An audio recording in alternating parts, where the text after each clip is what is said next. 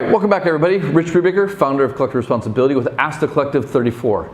This week I'm here to answer a question from my good friend Yuri down in Singapore, who asked the question, is H&M the brand that burns all the clothing, or is that the other one? Huge question. It's one that's actually really important now because we're talking about ocean plastics, we're talking about landfills, we're talking about all kinds of environmental challenges that come from the fast fashion industry, that come from the fashion industry in general, that need to be addressed. So let me answer your questions. First off, one, H&M was the group that was burning. They were taking the stuff and they're sending it to Sweden or Finland into incinerators so they could be creating clean energy. And two, there are many other brands who are engaged in this exact same process. But before you start your boycott, before you start doing a change.org petition, I kind of want to provide a bit of context to what's happening in this space, why incineration is at times not the worst thing to do, and some alternatives that we've been focused on. Earlier this year, we were working with another major retailer, another brand that you probably have in your closet, on your feet, on your body at this very moment.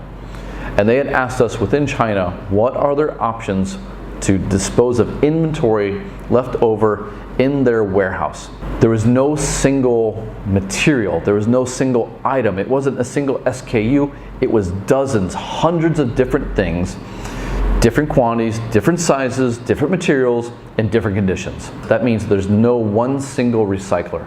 We actually had found dozens of recyclers within about a 250-kilometer drive of their warehouse. But the reality was that no single supplier could take all of it. They could take polyester, they could take cotton, they could take rubber, they could take material-specific things. But they could not take mixed materials. So if you had a 50% polyester, a 50% rayon, you can't do anything with it because the technology isn't there. And this kind of opened up really our understanding of this behind the scenes process and why brands are now burning more than ever. Now, you're probably asking, why not donate? There's a few issues with donations. The first one is, as you've probably heard from the H&M, Burberry examples, they're worried about it eating up a market or competing in the market or ending up in a market and coming back to them in different ways. So there's like that risk of economics, of brand, of ruining a consumer experience. But actually, that wasn't what we heard from the brand that we were working with and from other brands that we had really engaged as part of this process. The one that we kept hearing was quality. Anytime the consumer touches it, they purchase it, they go home, they wear it once, they send it back because there's a quality problem, like they find a thread here, they find a nick here, whatever it may be. The minute it becomes a quality issue, the store takes it back and they send it back to DC, their distribution centers. The minute it enters that process, you can't give it out. You can't donate it to an elderly home, to a school, to a third nation, just because of that quality issue, because your brand is tied to that. And if you have equipment like a watch or a ball or shoes, I mean, we don't think about it as consumers being unsafe, but brands have lawyers who make sure that someone isn't running down the street and the shoe gives out and it turns out it was a quality failure that they knew about. That presents a liability risk. And actually that was one of our big hurdles. Another myth that we bust out right away was that incineration is bad always. Now, there's a lot of controversy around incineration. There's a lot of variation in the quality of incineration, so a little bit of context. If your choice is between landfill and a good incinerator, always go with a good incinerator.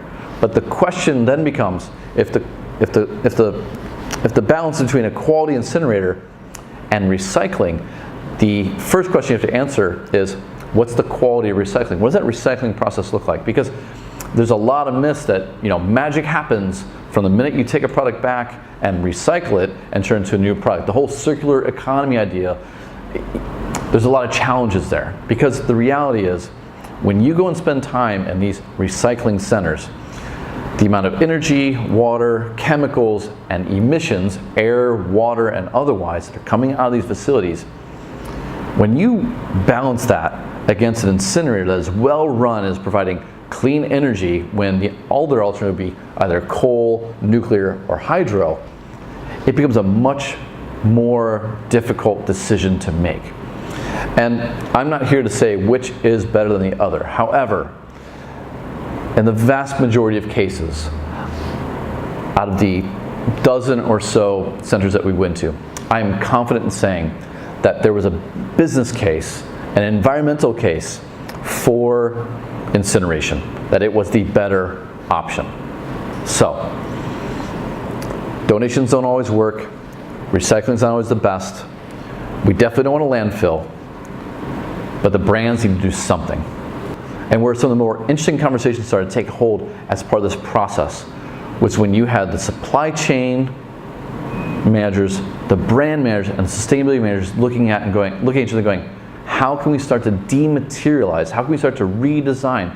How can we start to do things differently as part of the production process such that the reuse of materials is easier, the recycling of materials is easier, or so that upcycling is possible. And this is where I think the work that you're doing in innovation, the work that we're doing in sustainability merges.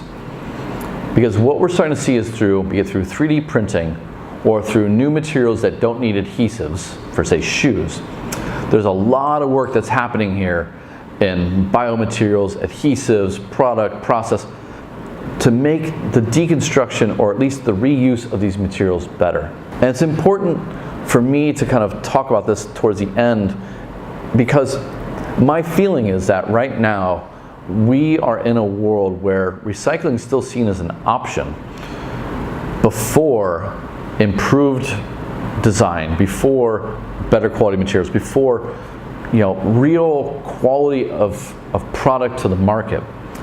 And for me, that's where things are going to ultimately head, because as water gets more expensive, as the economy continues to bifurcate, as consumers are forced to choose to buy less, the brands that are actually building those processes, building those product portfolios, building that culture, that they're the ones who are going to ultimately win. And so, yes, H&M for now, is burning. And for now, depending upon what their options are for recycling, I won't say that that is the worst current day tactical thing that they should do. However, looking out in the future, H&M and others who are relying upon incineration now are kind of like US cities who are relying upon China to recycle their plastic bottles.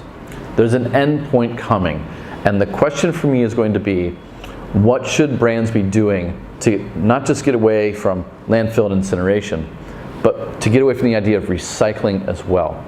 Creating better products, creating new economies, using new materials, such that the material's life overall is extended, it's appreciated, it's valued by the consumer.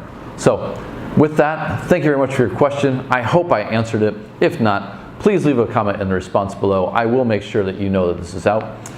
And for the rest of you, thank you very much and have a great week.